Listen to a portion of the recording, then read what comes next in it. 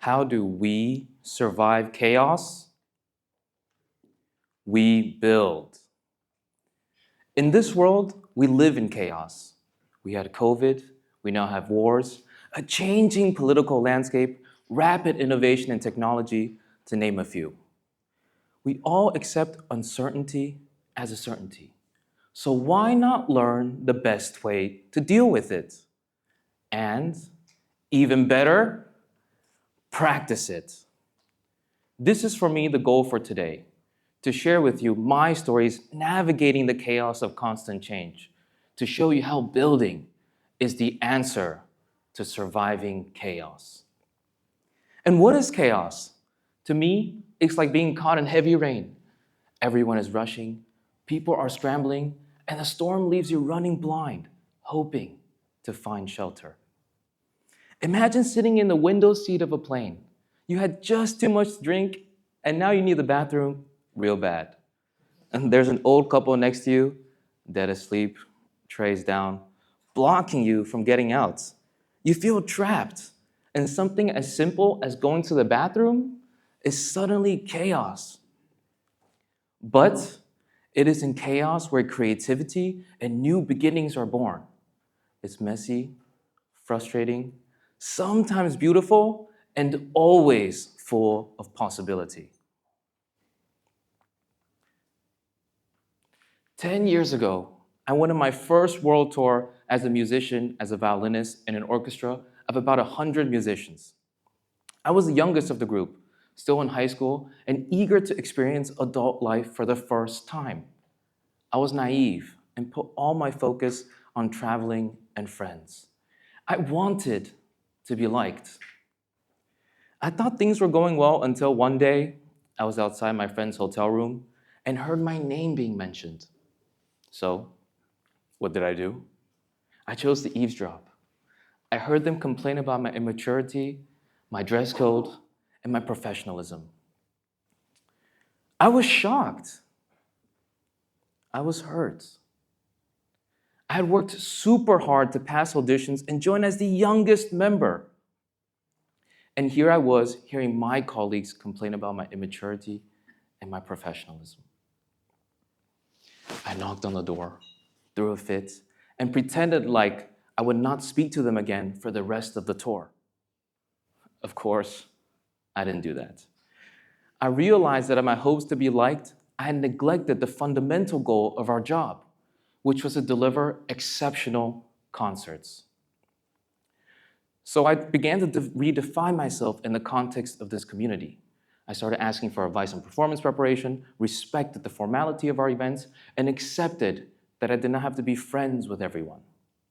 But what could I always expect? What I could always count on was this, that even when things felt chaotic, we were united by the same blueprint to perform together at the highest level. Over the course of the next few weeks, the same people who complained offered me practice techniques and visibly enjoyed their time around me, both during the work hours and during the night, which of course was still what I was there for. And when I later reflected on the role of us musicians, the conductor, the coaches, and the organizing team, we all had our own roles, we all had our own talents, but we were always building towards something much bigger than ourselves, a shared vision, a vision of exceptional concerts that all of us committed to and were grateful to build together. The experience on tour taught me one of the most valuable lessons of my life. Belonging to a community isn't about being liked. It's about aligning with a shared purpose. Years later, the stage changed, and the music, well, it was gone entirely. I graduated 2.5 years ago and started as a product owner in the middle of Flanders. I didn't speak Dutch, I stood out ethnically, and I felt like an outsider in way more ways than one. I felt like I was dropped onto another planet. I remember walking into the cafeteria my first day of work, looked around, and thought to myself, where am I? How in the world did I end up here? The language, the people, and the food all felt foreign to me. Funny enough, I discovered immediately the reality of corporate culture shock. Who knew my greatest obstacle would be eating bread every day for lunch? And I still don't like it. By the time 6 months had passed, I still felt like an outsider. I was unmotivated, I lost my confidence, and I had no relationship with my colleagues. Even then, I thought to myself, you've conquered so much chaos. It's going to work itself out, right? A year passed by before my management warned me bluntly. If I did not meet certain expectations, they would not renew my contract. It was a last chance. I went home that day, depressed, feeling lost, and questioning everything. How could I have put myself in this position? I was no stranger to failure, but I was a stranger to this type of failure. I was trapped in a situation I had no confidence to get out of. And more than anything, I was angry. Angry at the situation, angry at my management, and of course, angry at myself. I was stuck, and it was a dangerous place to be. I needed to make a change, and that change had to be fast and visible. I had let my discomfort prevent me from putting myself out there. The fear of making mistakes had made me a shell of myself. So I decided to give it one last shot and tried a new strategy. For all my tasks, I took whatever next step that I could see, and most importantly, I stopped caring what other people thought and focused on building positive relationships. I started doing the small things. Every morning, I would go up to everyone to say, hey, good morning. And what started as good morning eventually became good morning. Is your work a little bit better today? To good morning, let me take that chocolate you have over there. And when I started to look back, I realized that I had finally found my voice. And this brings me to my favorite quote of all time from former Secretary of State Madeleine Albright. It took me quite a long time to develop a voice, and now that I have it, I am not going to be silent. This was exactly how I felt. By the time 6 months had passed, I had earned the trust of my management, and I was not just comfortable, I was confident. Confident in my work, confident in my relationship with my colleagues, with whom I now call my friends. Today, over a year removed from that tough experience, I'm fortunate to have been promoted and can now leverage my differences to be a driving force in the progress and culture of our teams. I was taught that in the face of chaos, clarity begins with intentional effort and building relationships. Long before I was battling bread in a Belgian cafeteria, I was battling the last year of my bachelor studies here in Brussels during COVID. I was trapped in my little dorm room and spent all day playing basketball and all night playing video games. I literally had nothing to do, and drove me crazy. So, what did I do? I decided I wanted to start TEDx Talks here at Campus Brussels. I had no idea where to start, but I had all the time in the world. So I told myself, why not try? I started my research, spammed dozens of TEDx organizers, analyzed countless TEDx Talks, and attended any TED event that I could find. I even bought this book here that I never actually read. I called 15 of my friends, shared my vision, and by the end of the week, I had a team of 8 people who were willing to lend their time to me. We defined 3 crucial goals: find as much sponsorship as possible, find the best venue, and find the best speakers. 4 months into the project, we checked off none of the boxes. Our inexperience, lack of credibility, And COVID meant that companies were unwilling to sponsor, speakers did not trust us, and venue options were unaffordable.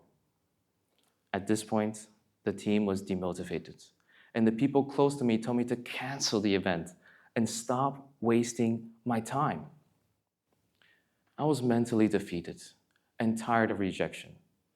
I was afraid of the embarrassment of failing to my team of friends and to the speakers who we had already signed.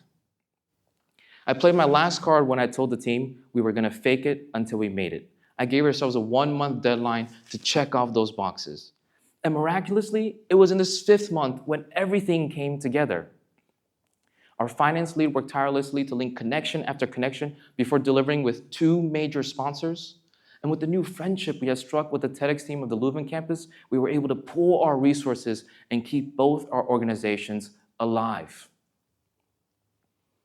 With the check boxes checked, the team was re-energized and we successfully hosted TEDx at Campus Brussels. So how did we turn a demoralized team and a list of unchecked boxes into sold-out annual TEDx events? The answer is as simple as ABCD. Asset-based community development. Pioneered in the 90s, researchers John McKnight and John Kretzmann defined a strengths-focused approach to building communities. This meant emphasizing existing resources, skills, and connections rather than focusing on its problems or deficiencies. This means that instead of asking, what are we missing? ABCD asks, what do we already have that we can build upon? ABCD can also be seen as A, appreciate assets. What do we already have that we can build upon? My social network was the first valuable resource we used. Together, we leveraged our initiative, curiosity, and time as assets. And with our 3 early goals, it defined the assets we still needed: partners, speakers, and a venue. Then we have B, build connections. How do we build on what we have? The connections our finance lead built, as well as other key members of the team, were key to turning things around. Our new friendship with the TEDx team of the Leuven campus gave us the mutual support and resources that kept us alive. Then we have C, create local leadership. How can we empower and build ownership? Our shared trust gave the ownership to our team leads to make things happen. And me setting a 1-month deadline and telling them to fake it until we made it was my way of empowering the team. Lastly, we have D, driving sustainable change. How can we ensure success continues and evolves? After year 1, there was still much to learn. But what we now had was the experience, connections, and a team ready for more. What we once thought was impossible was clearly possible. And over the years, one event led to another, and before long, our successes grew, our assets grew organically, connections found us proactively, and over 50 speakers and over 100 motivated students apply every year to join our community. What started as an idea while playing video games turned into 30 published TEDx talks. Actually, 31, hopefully if you count this one. And the most rewarding part, TEDx isn't mine anymore. The community belongs to the students who keep it alive today. Thank you. So, how do we survive chaos? We build. Because when you step into a new space, you have 2 choices. You can sit back, observe, and let the chaos overwhelm you, or you can build. Whether you build a shared vision on an orchestral tour, build relationships at work, or build a community in the face of uncertainty, you can create something new. You can bring people together. So the next time you find yourself in a chaotic situation, ask yourself, what can I build to conquer my chaos. And here's the secret. The moment you start building, others will follow. And before you know it, you've created something bigger than yourself. Something that will outlive you. Thank you.